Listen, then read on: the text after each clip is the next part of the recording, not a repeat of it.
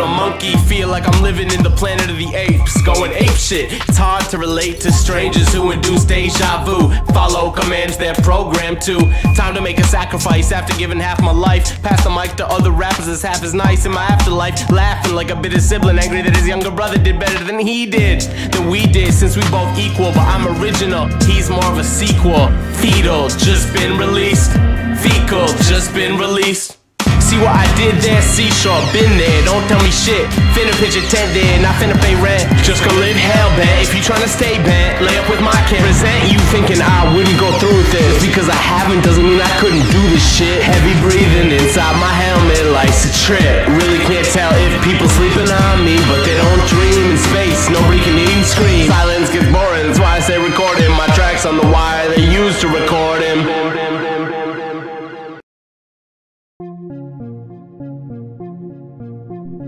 Been in London now for just under 2 years, in Studio Woolwich.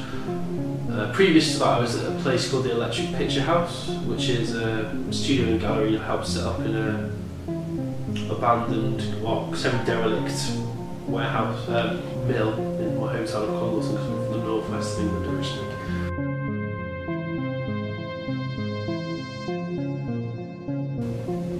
It's quite... It's definitely, I mean, my work is definitely connected to some kind of emotional realm, I guess. I mean, you can't help but not be, you know, have your emotions dictate or have some kind of degree of control over what you paint. I mean, like, obviously as I was going on before, when I was 17 I had like a breakdown, when it then transpired I had bipolar disorder.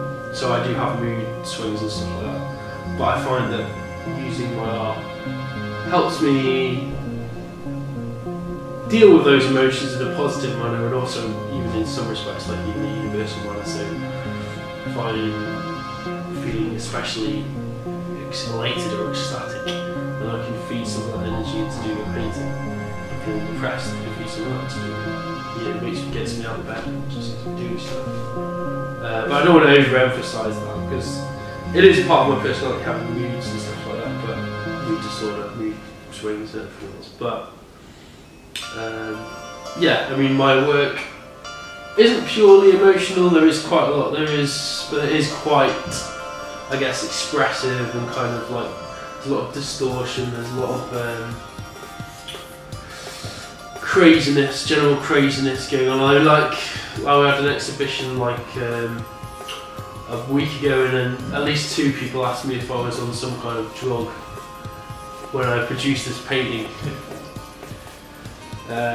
which I thought was quite funny. But I quite like the idea that, you know, through my artwork you can almost experience what it would be like to have like some kind of drugs experience, or kind of like psychedelic experience almost in some respects.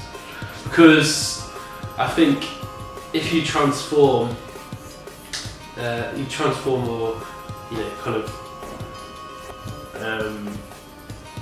have some kind of experience that is like an additional layer of reality, then it's kind of interesting. It's more interesting to me than just like, I'm more interested in morphing things and transforming things and changing the meaning of things and fucking around with things, basically, than just doing some strict like photorealistic and whatever. It's just my personal aesthetic kind of tasting.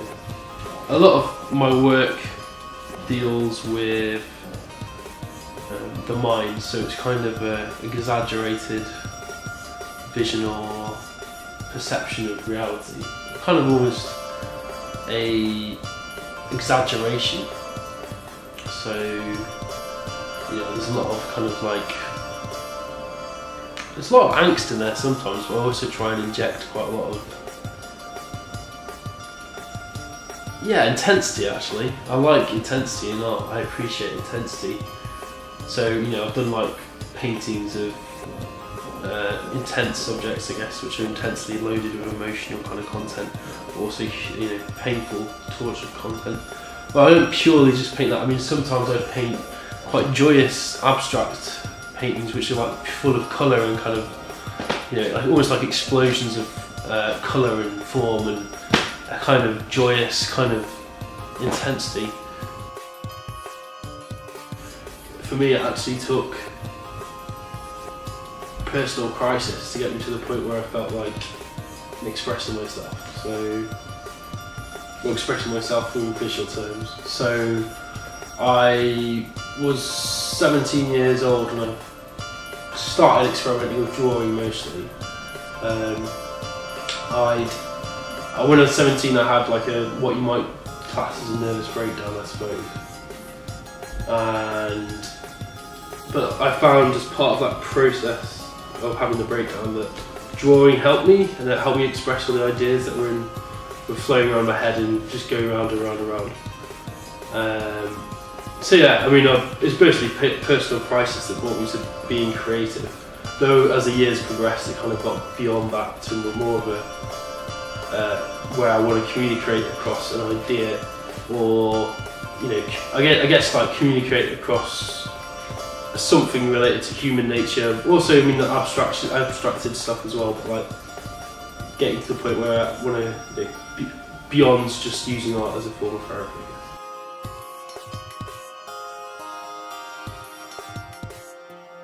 I'm inspired by quite a wide variety of painters, mostly painters really. Especially the work of the German expressionists, those Ludwig Kirchner. I kind of appreciate Van Gogh in terms of like the painterliness and the colour, the way he broke through colour. A lot of British modernists, sort of like Gillian Ayres,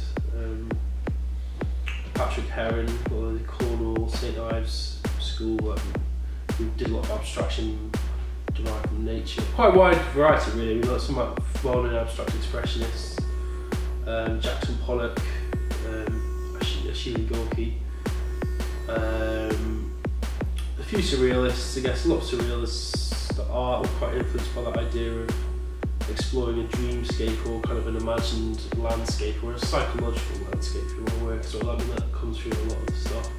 It's very psychologically based, exploring kind of ideas of the mind and my landscapes of the mind, I guess. But yeah, a lot of artists, a lot of quite 20th century, and obviously Picasso as well, who I think is in a way the granddaddy of the 20th century in terms of like painting anyway. Most of my friends like my work. My dad is very supportive of what I do. My mother doesn't really get my work, but she appreciates, I guess, the fact that I have an interest, I guess. But she sees it more as a hobby, whereas it is my mission in life to do art and make a living from it. Take it as far as I can take it, Yeah, my parents are generally supportive. I can't fault my dad as well. He's very supportive of me and my work. And my friends are very good. A lot of my friends are artists as well, so